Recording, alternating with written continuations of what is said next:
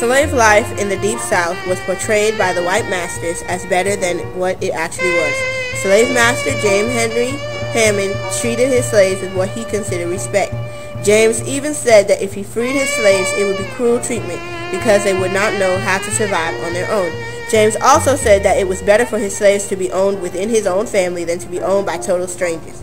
The slaves, on the other hand, knew the real truth about their situation. Slavery for them was hard labor, beatings, living in tight spaces, having very little food, and no education.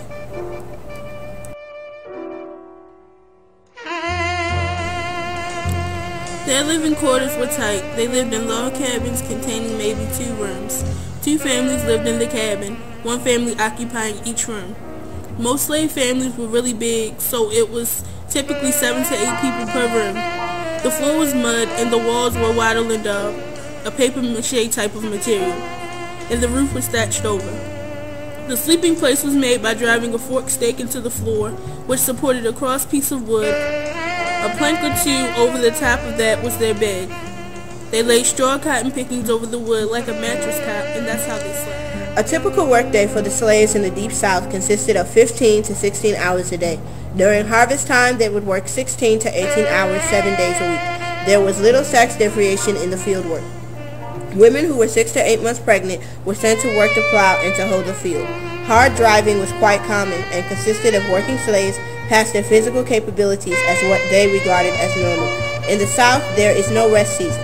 The climate was always considered good enough to work in, so everyone was economically active all year round. Children between the ages of 6 and 10 years old might be active as water carriers.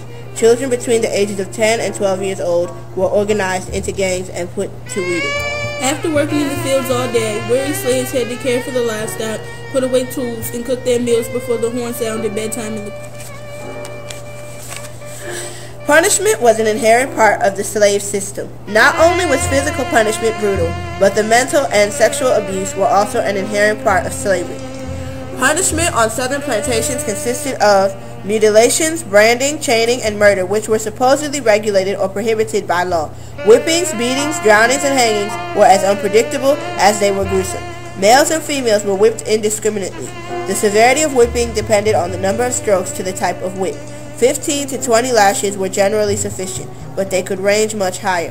Other items used for punishment included stock, chains, collars, and irons. Slaves could also be hanged or burned at the stake. Women could be raped by the owner of the plantation, his sons, or any white male.